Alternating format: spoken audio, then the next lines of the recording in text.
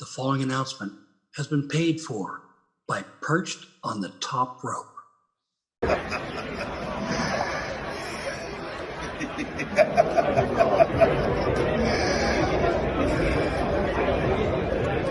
see you.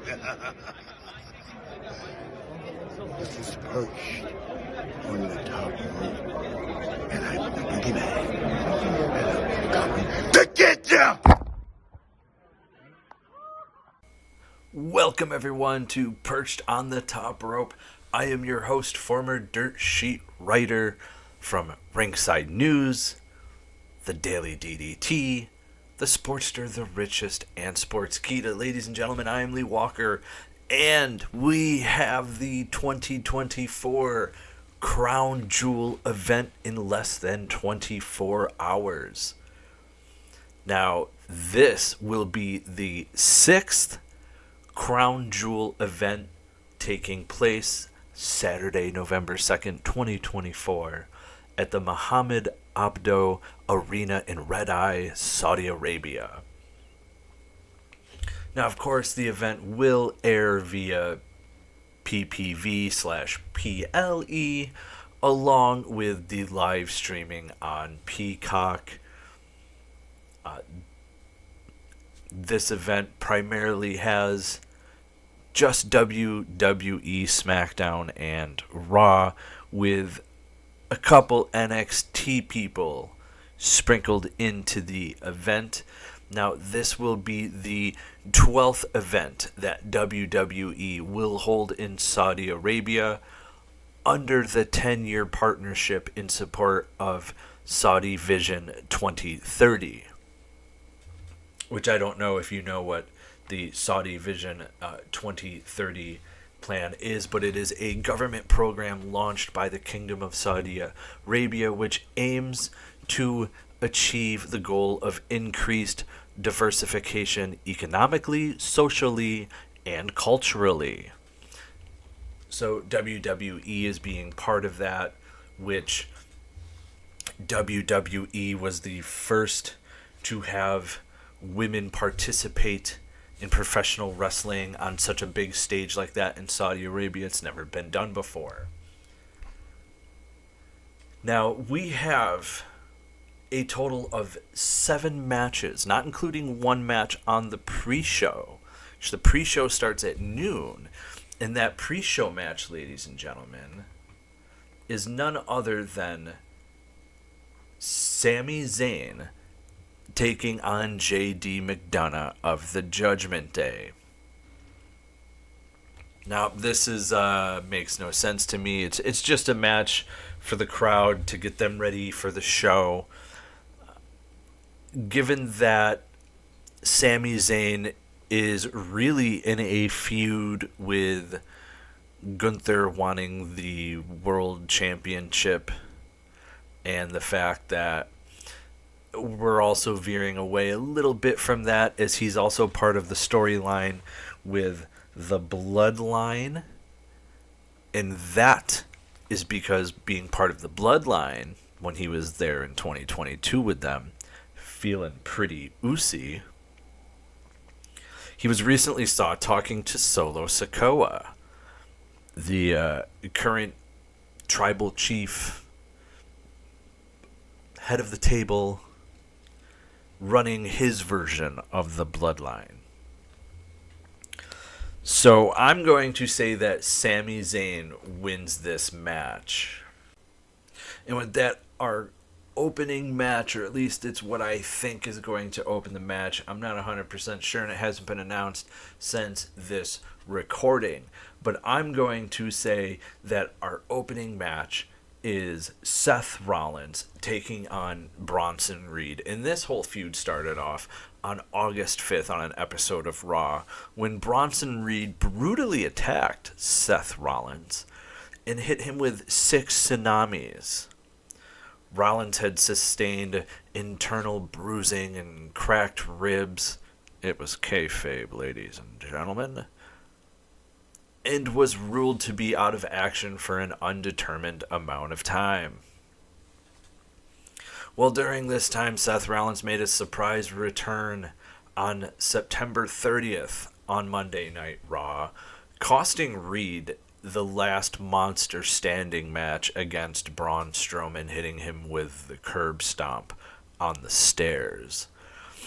After several altercations have occurred between Rollins and Reed, which has led to this match scheduled at Crown Jewel. Seth Rollins, being the well-known superstar that he is in WWE, he is totally established. I would say this would be a must-win for Bronson Reed to move on as the monster heel that they want to make him out to be. However, if he loses, I would say it does nothing for him unless he loses in a way to which they made him look like a monster. So there's that. I'm going to say that, as much as it pains me, Seth Rollins wins this match. He gets his revenge on Bronson Reed and moves on. Now, let's take a look at the WWE Women's Tag Team Championship that's going to be on the line. That is crossed between Raw, SmackDown, and NXT Women's Tag Teams, to which Adam Pearce, Nick Aldis, and Ava respectively came up with this match. And October 25th, on an episode of SmackDown, they all agreed that Bianca Belair and Jade Cargill would defend their championship at Crown Jewel in a fatal four-way match, taking on Damage Control's Io Sky and Kairi Sane from Raw. From SmackDown, Chelsea Green and Piper Niven from SmackDown. And then from NXT, the metaphor of Lash Legend and Jakara Jackson.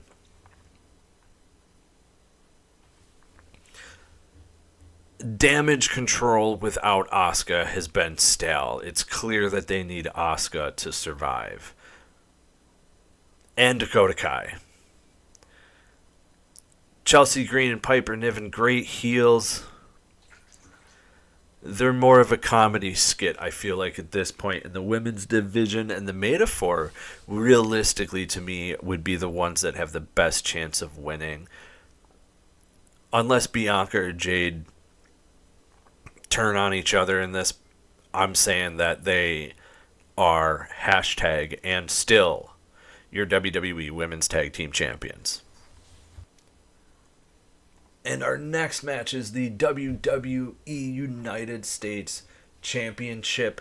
And this has been going on since July, folks. Andrade and Carmelo Hayes have been feuding with each other. Both men getting 3 victories each on each other in this best of series that they've been having. And during this time, LA Knight had successfully defended his United States Championship against both Andrade and Carmelo Hayes, as he defeated Andrade on September 20th and defeated Carmelo Hayes on October 11th, both on SmackDown. There was a 7th match, which was dubbed Game 7 between Andrade and Hayes, that was scheduled on October 25th of SmackDown, where the winner would also earn a future title shot against Knight again. Knight then actually served as the special guest referee for the match, but it would end in a no contest after Knight would attack both men. And as a result of his actions, General Manager Nick Aldis scheduled Knight to defend the championship against both Andrade and Hayes in a triple threat match at Crown Jewel. Now, I don't know if you also saw, but LA Knight has branded the United States Championship with his moniker of the LA all over the leather strap. When you start doing stuff like that, I don't see you losing the championship. So I'm going to say hashtag and still WWE United States Champion, LA Knight. The only way I see him losing this is basically one of the other men hit their finishing move and the other one pushes the other out of the way. You know, like LA Knight hits Carmelo Hayes with his finisher and then Andrade gets LA out of the ring. That's the only way I see something happening in this match. But I'd also be inclined to tell you this is probably going to be one of those matches, if not the match that steals the show. And folks, this is probably going to be the main event of this whole program, because the bloodline has been such a long-lasting ordeal. It's been such a long storyline since 2020. And it all starts here. It all starts at WrestleMania 40. After losing the undisputed WWE Championship at WrestleMania 40, Roman Reigns took an indefinite hiatus while Solo Sikoa ended up taking over the bloodline. He claimed himself the new tribal chief, and he kicked out Jimmy Uso and Paul Heyman while adding Tama Tonga and Tonga Loa, as well as Jacob Fatu. At SummerSlam in August, Sikoa challenged Rhodes for the championship, during which the Bloodline attempted to interfere, prompting Reigns to make his return and cost Solo the match. Reigns and Rollins would then reluctantly agree to team to face Sikoa and Fatu at Bad Blood, which saw the return of Jimmy Uso, who helped Reigns and Rhodes win the match. On the following SmackDown, Jimmy told Reigns that he needed help against Sikoa's bloodline, insinuating bringing back Jimmy's twin brother, Jey Uso, who had left the group on his own terms a year ago and moved over to Raw and had moved on. Though Reigns was against this idea, Jimmy then appeared on Raw to attempt to make amends with Jey, but Jey declined. It would be Solo Sikoa and the Bloodline who wanted to recruit Jey, but they caused Jey to lose his Intercontinental Championship against Braun Breaker on October 21st on Raw. And Jey, in turn, caused the Tongans to lose their WWE Championships to the Motor City Machine Guns on October 25th on SmackDown. Later, Jimmy and Jey would embrace reuniting the Usos. While Reigns watched, he was just in the back chilling, shaking his head, knowing that that was going to happen. It was October 28th on Raw that Jey agreed to appear at this week's SmackDown to make amends with Reigns, and later it was announced that Reigns and the Usos would face the Bloodline in a 6-man tag team match at Crown Jewel. Now, you have essentially what is a 3-on-4 situation. I'm assuming whoever is not chosen from the Bloodline will be on the outside of the ring. However, I would be inclined to say that Cody Rhodes could be a 4th person to help back up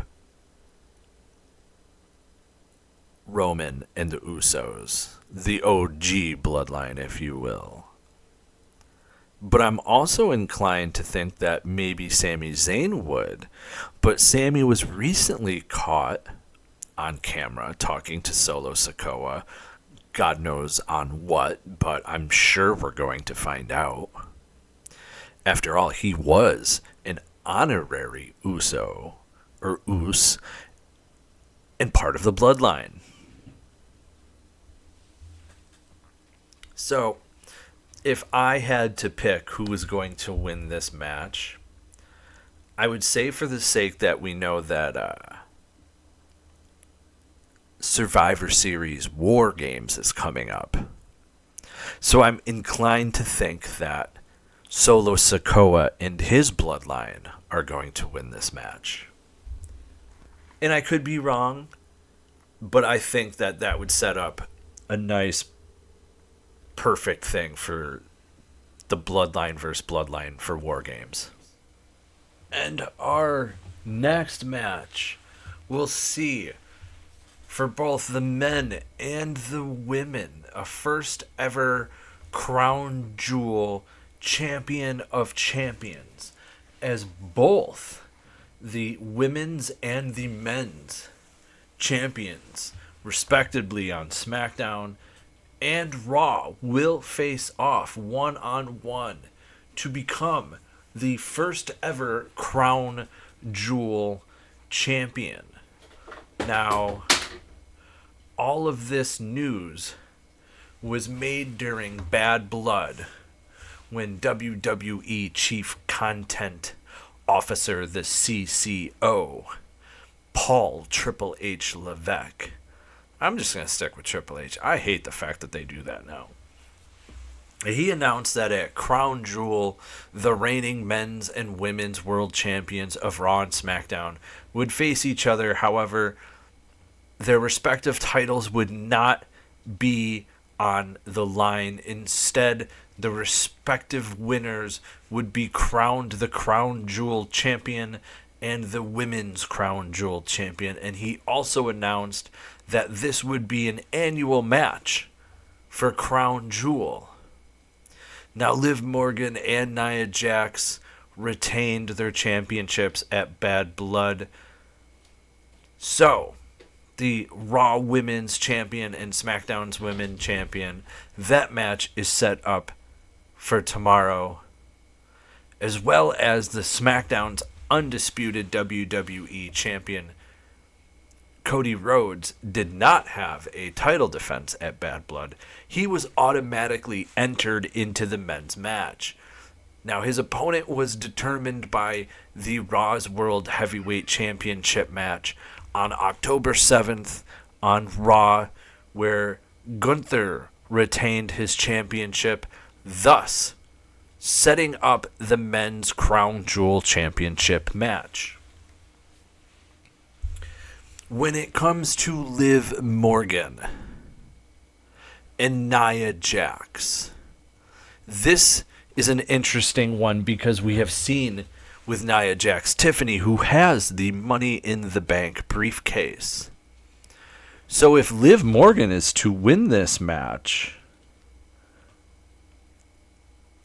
and Nia Jax is down, could we see Tiffany cash in at Crown Jewel? Think about it. It could happen. I'm going to say this is going to be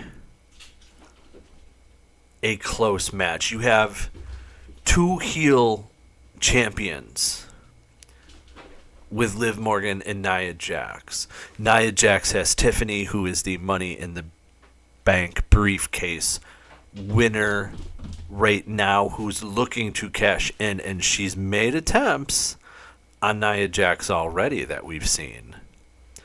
Keep your friends close, but your enemies closer, if you will. And Liv Morgan just had Raquel Rodriguez return to her side. So will we see Raquel with Liv?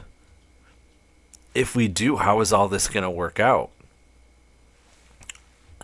I'm expecting to see, in all honesty, Liv Morgan wins the match and Tiffany cashes in. It's Tiffy time. And with that being said, ladies and gentlemen, we also have the men's match, which is Cody Rhodes taking on Gunther. Now, Gunther, who has Ludwig Kaiser by his side, and seemingly Cody really not having anyone by his side. Cody now having ties to Roman. Could we see the Bloodline interfere in this match? where Cody is the fourth man for Roman Reigns, Jimmy and Jay, and he joins them for War Games against the Bloodline. It seems like it could be set up that way. However, we are going to have to wait and see, and I mean, we are less than 24 hours from this PLE that is Crown Jewel. I would have to say, knowing that Gunther has had a championship for more than 75% of his entire career in WWE so far, I feel like this would be a way to solidify him still having a championship, because WWE is going to recognize it as a championship. It won't be defended on Raw, SmackDown, or any other PLE but Crown Jewel, and it's still a championship. That is just like Candice LeRae being the WWE Speed Championship. We don't see it on any other show but on WWE Speed, but she's still recognized as a champion. So this would be a good way for Gunther to be able to keep that percentage streak alive and climbing, if you will. However, Cody being such the babyface that he is, this is the only match with this championship that we have a clear good guy versus bad guy, because in the women's match we have just two heels. I'd be inclined to say that Cody Rhodes wins this match, but I'm also inclined to say that there's going to be so many people involved, it costs Cody the match. Whether it be Ludwig Kaiser, anyone from the Bloodline, that's where I'm going. I'm going to think that Gunther is the one who wins this match, and Gunther is the one who becomes the Crown Jewel champion. Now, am I wrong? Yeah, probably 100%. To think that a good guy is going to lose in such fashion in such a big pay-per-view like this, that's like saying you're having WrestleMania, but you're going to put Andre over Hulk Hogan. Not going to happen. So those are my picks. I am saying that Gunther becomes the Crown Jewel champion. Liv Morgan becomes the Crown Jewel champion, with Nia Jax losing her championship to Tiffany after Tiffany cashes in. I think Bronson Reed should win, but I'm going to say that Seth Rollins wins. When it comes to Randy Orton versus Kevin Owens, I'm going to say that Kevin Owens wins. LA Knight retains. Jade and Bianca retain. If there's anyone that stands a chance at winning, it's Metaphor or Damage Control, but Damage Control only wins if we see Dakota Kai or Asuka. And I think that the bloodline of Solo Sikoa, Jacob Fatu, and Tama Tonga win that match. Ladies and gentlemen, those are my predictions. Make sure you go and you watch all our interviews on YouTube, unboxing videos, WWE 2K24 videos, youtube.com/perched on the top rope. Go to Apple Podcast. Leave us a 5-star review. Make sure you give a little comment while you're there. It's Apple Podcast, Perched on the Top Rope. And don't forget, we are on all sorts of other forms of social media. We are on Facebook, facebook.com/perched on the top rope. Near 16,000 followers strong. We are on Instagram and Threads at Perched on the Top Rope Podcast. You can also find us on X at Perched Top Rope. Now, you can also find us on TikTok, where I used to make the joke that you can watch the Taskmaster, Kevin Sullivan, get humped by a dog, but since he passed away, it doesn't seem appropriate. However, we have all sorts of fun content and stuff that you can laugh at, wrestling related. On TikTok, it's Perched on the Top Rope. Fans, remember, spoiler freeze, the way to be. I'm out.